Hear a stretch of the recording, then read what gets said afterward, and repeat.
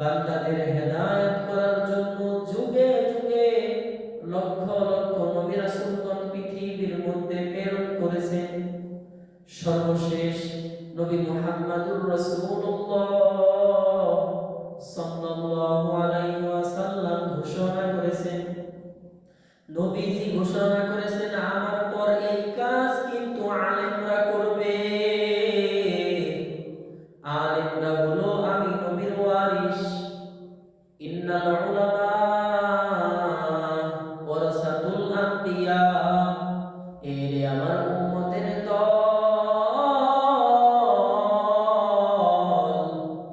আলেমরা হলো আমি নবীর ওয়ারিস।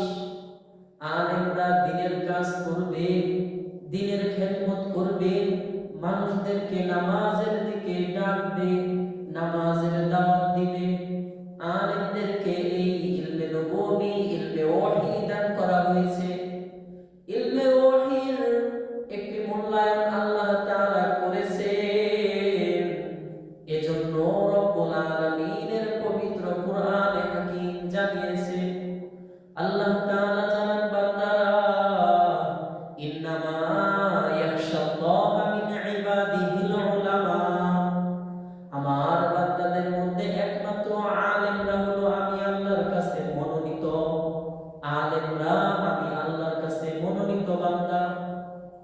পৃথিবীর জমিনে আহলে হক উলামায়ে কেরামগণ মানুষদেরকে ভালো কাজের প্রতি আহ্বান করবেন, নামাজের দিকে ডাক দিবেন, নামাজের দাওয়াত দিবেন, ভালো কাজের প্রতি দাওয়াত দিবেন। ওয়াতাওয়াসাউ বিল হক, আল্লাহ তাআলা বলেন পৃথিবীর জমিনে আলেমরা এই হকের দাওয়াত দিয়ে যাবে। এজন্য আল্লাহর নবীর বিখ্যাত সাহাবী আবু হুরায়রা রাদিয়াল্লাহু তাআলা আনহুর বর্ণনা, মায়া নবী বলেন, আদ-দুনিয়া মালউন, গোটা পৃথিবী অভিশপ্ত, ওয়া মালউনাতু ওয়া মা ফিহা, পৃথিবীর মধ্যে যা কিছু রয়েছে সব কিছু অভিশপ্ত, ইল্লা যিকরুল্লাহ, পৃথিবীর জমিনে একমাত্র বান্দা তার গোলামি করবে, আল্লাহর ইবাদত করবে, এটাই হলো সফলতার রাস্তা। এরপরে নবী বলেন, আলিমান আও মুতাআল্লিমান, একজন আলেম মানে আল্লাহ রাব্বুল আলামিন। পৃথিবীর জমিনে রব্বুল আলামিন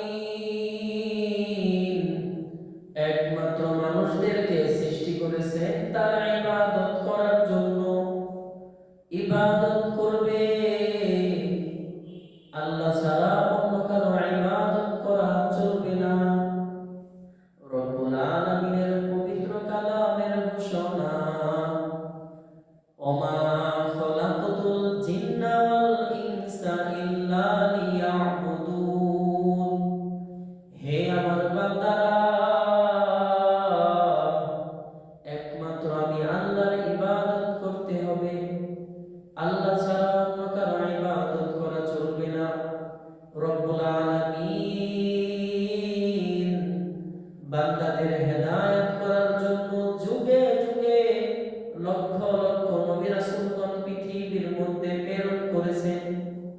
সর্বশেষ নবী মুহাম্মদুর রাসূলুল্লাহ সাল্লাল্লাহু আলাইহি ওয়াসাল্লাম ঘোষণা করেছেন, নবীজি ঘোষণা করেছেন, আমার পর এই কাজ কিন্তু আলেমরা করবে। আলেমরা হলো আমি নবীর ওয়ারিস। ইন্নাল উলামা ওয়ারাসাতুল আম্বিয়া, এর আমার উম্মতের দল। আলেমরা হলো আমি নবীর ওয়ারিস। আলেমরা দ্বীনের কাজ করবে, দ্বীনের খেদমত করবে, মানুষদেরকে নামাজের দিকে ডাকবে, নামাজের দাওয়াত দিবে। আলেমদেরকে এই ইলমে নববী, ইলমে ওহী দান করা হয়েছে। ইলমে ওহীর একটি মূল্যায়ন আল্লাহ তাআলা করেছেন। এজন্য রব্বুল আলামিনের পবিত্র কোরআনে হাকীম জানিয়েছে, আল্লাহ তাআলা জানান, বান্দারা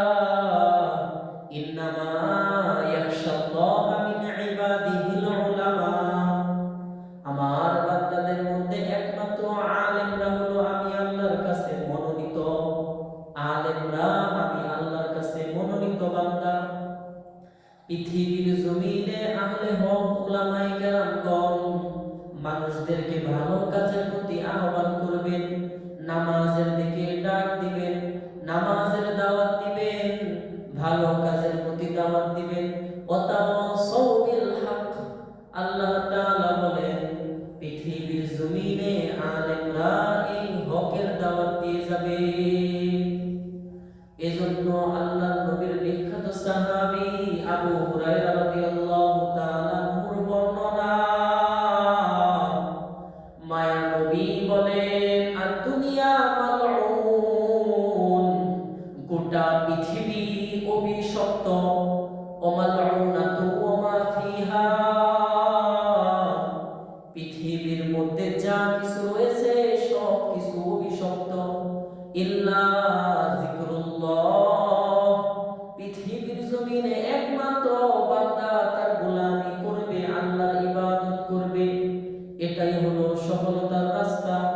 এরপরে নবী বলেন আলিমান আও মুতাআল্লিমান, একজন আলেম মানুষ যে আলেম হবে, একজন আলেম বান্দা হলো পৃথিবীর মধ্যে একটা রত্ন,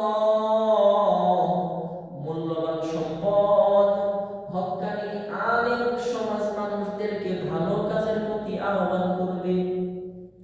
এই যে মুসলমান ইমানদার আল্লাহর গোলাম, মনে করেন আপনাকে একজন ডক্টর অথবা একজন চিকিৎসক আপনাকে বলে দিছে আপনি মিষ্টি খেতে পারবেন না, আপনি আর চিনি দিয়ে চা খেতে পারবেন না। শুধুমাত্র একজন চিকিৎসকের কথা গ্রহণ করে আপনি আপনার জীবনের 30টা বছর আপনি চিনি দিয়ে চা খান না, আপনি মিষ্টি গ্রহণ করেন না, আপনি মিষ্টি খান না। কেন কেন জবাব দিবেন, আমাকে তো বাঁচতে হবে। আপনাকে যদি হায়াতে বাঁচতে হয়, আর এজন্য একজন ডক্টরের কথাই যদি আপনি মিষ্টি খাওয়া ছেড়ে দিতে পারেন, তাহলে আমাকে আপনাকে তো জাহান্নাম থেকেও বাঁচতে হবে, জাহান্নাম থেকে বাঁচতে হবে। এজন্য আমার আপনার তো আল্লাহ এবং তার রাসূলের আদেশ নিষেধগুলো মেনে চলা উচিত, আল্লাহ এবং তার রাসূলের কথাগুলো মেনে নেওয়া উচিত। কারণ জাহান্নাম থেকে তো আমাকে আপনাকে বাঁচতেই হবে। ওই জাহান্নামের আগুন এত কঠিন। রব্বুল আলামিন বান্দাদেরকে উদ্দেশ্য করে বলেন, এর বান্দারা, আমি তোমাদেরকে বিশেষ সম্মান দিয়ে বানিয়েছি, বড় আদর করে যত্ন করে বানিয়েছি বান্দা, জাহান্নামে ফেলে দিব এর জন্য নয়। এ বান্দা, আমি তোমাকে এর জন্য বানিয়েছি বান্দা তুমি আমার ইবাদত করবে, আমার গোলামি করবে, আমার দাসত্ব করবে, আমার ইবাদত করার মাধ্যমে তুমি জাহান্নামের আগুন থেকে বাঁচতে পারবে। আল্লাহু আকবার।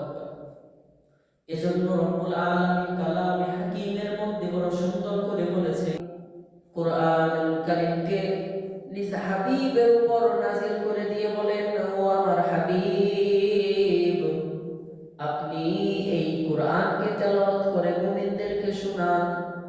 আল্লাহ তাআলা বলেন, যালিকাল কিতাব লা রাইবা ফীহি, এ বান্দারে, এটা এমন একটা কিতাব, লা রাইবা ফীহি, এর মধ্যে কোনো সন্দেহের অবকাশ নেই, কোনো সন্দেহ নাই। পৃথিবীর জমিনে রব্বুল আলামিন এরপর ডাক দিয়ে বলেন, হুদাল লিল মুত্তাকিন, মুত্তাকিন বান্দার জন্য এটা হেদায়েত, গাইডলাইন, পথ প্রদর্শক। আল্লাহ তাআলা মুত্তাকিনের পরিচয় দিয়ে বলেন, মুত্তাকিন কারা, কিভাবে মুত্তাকিন কাদেরকে বলা হবে, কেমনে মুত্তাকিন হওয়া সম্ভব? রব্বুল আলামিন এক নাম্বার বলেন আকিমুস সালাহ। রব্বুল আলামিন আল্লাহ তাআলা ডাক দিয়ে বলেন, আল্লাযীনা ইউমিনুনা বিল গায়ব, পৃথিবীর জমিনে যে বান্দারা আমি আল্লাহকে বিশ্বাস করে, না দেখে আমি আল্লাহর প্রতি ঈমান এনেছে, যে বান্দারা আমি আল্লাহ তাআলাকে ঈমান এনেছে, আমি আল্লাহর উপর ঈমান আনয়ন করেছে, তারা হলো মুত্তাকিনের এক নাম্বার গুণের মধ্যে, তারা হলো এক নাম্বারে মুত্তাকিনের গুণ অর্জন করতে পেরেছে। এরপর আল্লাহ তাআলা বলেন আল্লাযীনা ওয়ায়ুকিমুনাস সালাহ, এই বান্দারে যারা নামাজ আদায় করবে, যারা নামাজকে সম্পাদন করবে। এরপরে আল্লাহ তাআলা বলেন ওয়া মিম্মা রাযাকনাহুম ইউনফিকুন, আমি আল্লাহ যে রিজিক দিয়েছি, যে সম্পদ দিয়েছি, এইগুলো আমি আল্লাহর রাস্তায় দান করে, সদকা করে, ব্যয় করে, আমি আল্লাহর পথে খরচ করে। আল্লাহ তাআলা বলেন ওয়া ইউকিমুনাস সালাহ, বান্দারা মুত্তাকিন হওয়ার 2 নাম্বার শর্ত হলো নামাজকে আদায় করতে হবে, সঠিক সময়ে নামাজকে আদায় করতে হবে। নামাজ আদায় করা ছাড়া মুত্তাকিন হওয়া সম্ভব নয়। পৃথিবীর জমিনে আল্লাহ রাব্বুল আলামিন তার হাবিবকে পাঠাইয়া সাহাবায়ে কেরামগণকে, তাবেঈন, সাহাবী, তাবেঈন সমস্ত মানুষ, এই সোনালী যুগের মানুষগুলা নামাজের প্রতি যত্নবান ছিল, নামাজকে হেফাজত করত।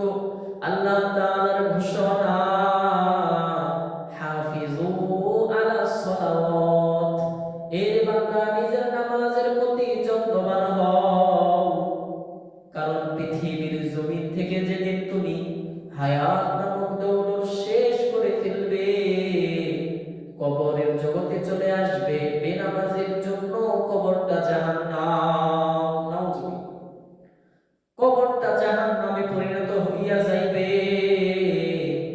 এ বেনামাজি ভাই, এ বেনামাজি বন্ধু, যদি এখানে থাকো এখনই চিন্তা করো, যদি কোনো বেনামাজি বন্ধু মসজিদের মধ্যে উপস্থিত থাকো, আজই চিন্তা করতে হবে। যদি কোনো বেনামাজি বাবা বয়স 50-70 হইয়া গেছে, মসজিদের মধ্যে হাজির থাকেন, আজই চিন্তা করতে হবে। একটু বিবেক দিয়ে চিন্তা করেন, দিলের কান লাগাইয়া কথাগুলো শুনেন। মনে করেন পৃথিবীর জমিনে মাটির উপরে আপনার ঘর, আপনি এই ঘর কত সুন্দর করে সাজাইছেন, আপনি মাটির উপরের ঘর এত সুন্দর করে সাজাইলেন, কিন্তু কবর তো প্রতিদিন ডাক দিয়ে বলে বান্দারে, কবর প্রতিদিন আমাকে আপনাকে ডাক দিয়ে বলে বান্দা আনা বাইতুল ওয়াহদা, আমি একাকিত্বের ঘর, আমি কবর একাকিত্বের ঘর, আমার মধ্যে কোনো সঙ্গী থাকবে না, থাকবে না কোনো বন্ধু।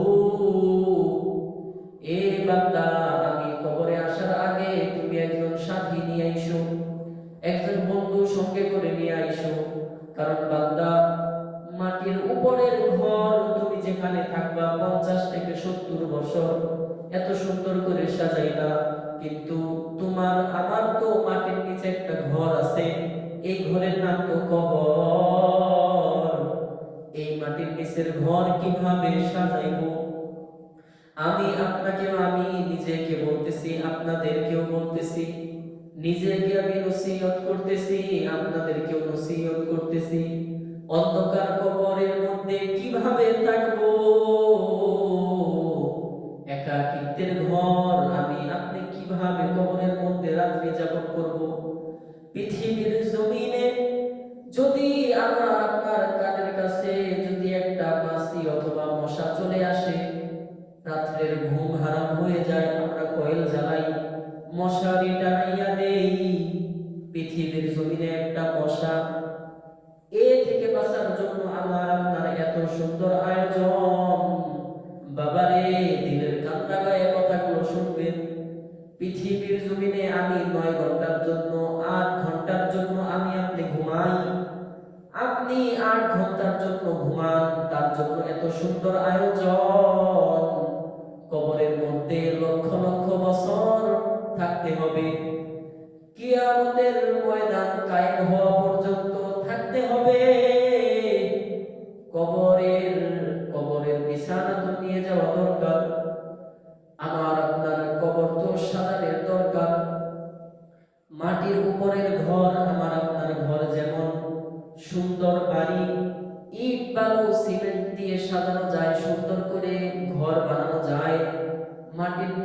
ঘর কবরকে সাজাতে হলে আল্লাহর ইবাদত করা লাগবে।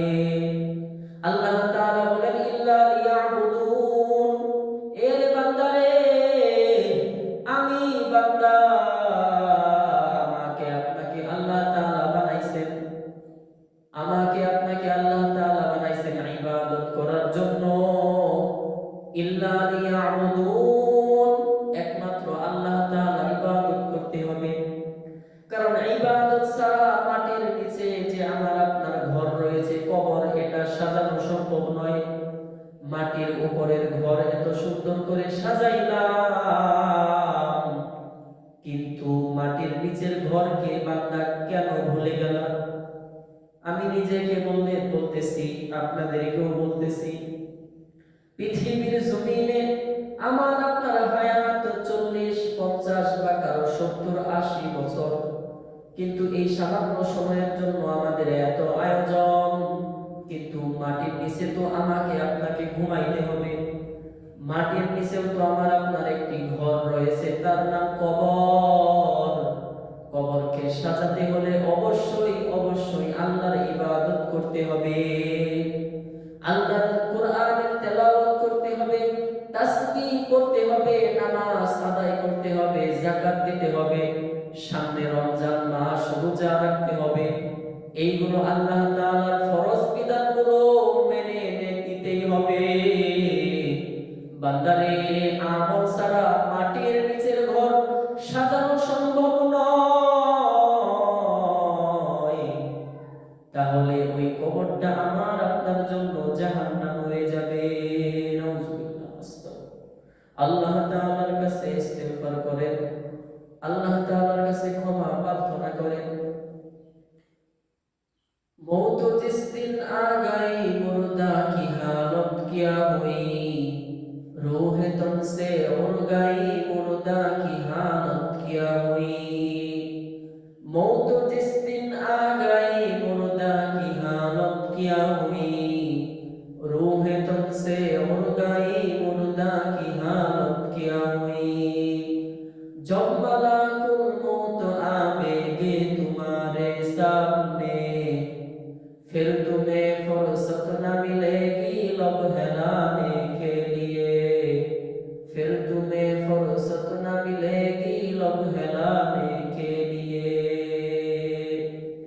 सूफियारा सूफीगिरी रोज रोशनी कुनाद, सूफियारा सूफीगिरी रोज रोशनी कुनाद। दर्शबे तारीख सूफी कार दे गर्मी कुनाद, दर्शबे तारीख सूफी कार दे गर्मी कुनाद। ए ज़मीं मेरे लिए हाय, ए ज़मीं मेरे लिए हाय, आसमां मेरे लिए, और है मसरूफ खिदमत कुल जहां मेरे लिए। बरगबर मेरे लिए हाय, हर सवर मेरे लिए, हर चमन मेरे लिए हाय, हर गुलसिता मेरे लिए। क्यों ना हो रोज़े आज़म से हो चुके तक़सीम कार, मैं हूँ मालिक के लिए, मैं हूँ मालिक के लिए, और कुल जहां मेरे लिए।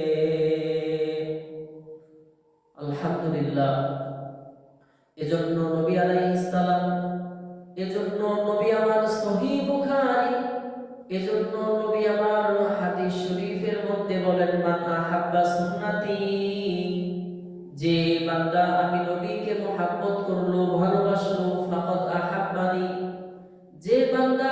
এজন্য নবী আলাইহিস সালাম বলেন, নবীজি হাদিস শরীফের মধ্যে বলেন মান আহাব্বা সুন্নতি, যে বান্দা আমি নবীর সুন্নতকে মুহাব্বত করলো, ফাকাদ আহাব্বানি, সে যেন আমি নবীকেই মুহাব্বত করলো। ওমান আহাব্বানি কানা মাই ফিল জান্নাহ, যে ব্যক্তি আমি নবীর সুন্নতকে মুহাব্বত করলো, আমি নবীকে মুহাব্বত করলো,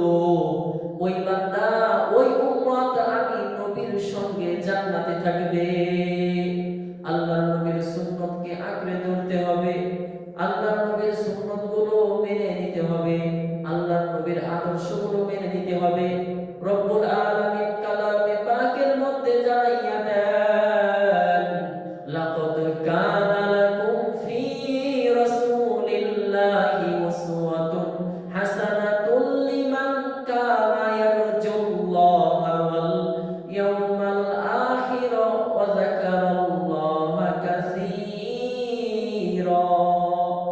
আল্লাহ তাআলা বলেন, পৃথিবীর জমিনে আমি একজন নবী পাঠিয়েছি, আখিরি জামানায়